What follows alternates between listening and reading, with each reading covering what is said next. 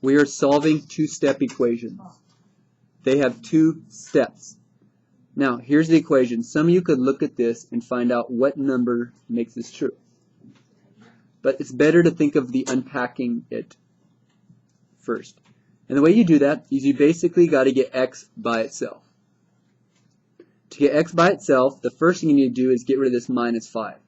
So the opposite of minus 5 is add 5. And what you do to one side, you also have to do the other. So when you add that 5 there, you end up with 3x. 4 plus 5 is 9. We now have a new equation. We added 5 to both sides. We have a new equation. Now, some people can look at this and go, oh, it's 3. Because we now have a one-step equation. So what are we going to do now? We have to solve for x. To solve for x, how is this? This is 3 times x. The opposite of times is divide.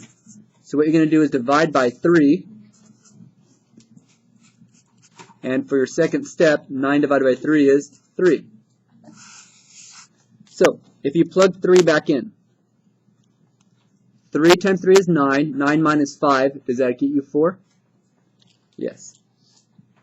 Two-step equation. Okay. Number 2, I want to get the n by itself. So I got to get rid of this 6. So that is a positive 6. How do you get rid of it? You minus 6. And what you do to one side, you also have to do the other. That disappears, leaving you negative n, and negative 1 minus 6, or negative 1 and negative 6, is negative 7. Now some people might think they're done, but that's negative n is negative 7. So how do we get rid of that negative off the n? Well, you got to think of that negative as a negative 1. So to get rid of a negative 1, you divide by negative 1. That's done.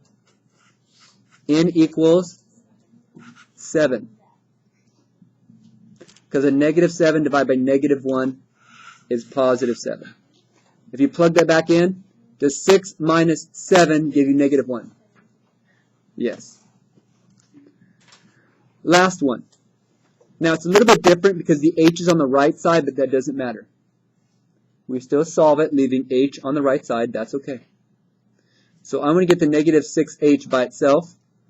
That's a negative 7, so the opposite of negative 7 is plus 7. That's gone. Bring down the 6h, negative. Oh, if I add 7 here, I got to add 7 on this side. That gives me 15 equals negative 6h. So I want to get the h by itself. So that's negative 6 times h. The opposite of times is divide. So I'm going to divide by negative 6, which cancels nicely, leaving me h, negative 6, because that's a positive, negative 6. Both sides by negative 6. Now, can we reduce 15 over negative 6?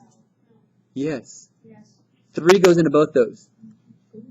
3 goes into 15 5 times. 3 goes into 6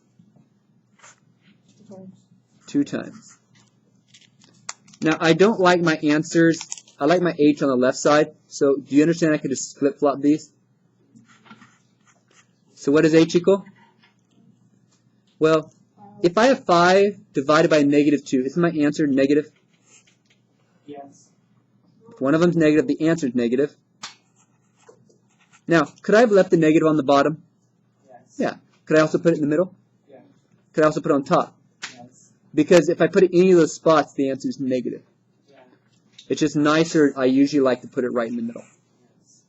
If you plug this back in, you should get a true statement. So, again, to solve these, 2 steps. The first step is to get the variable by itself. The second step is to get the number off the variable. That's solving two-step equations.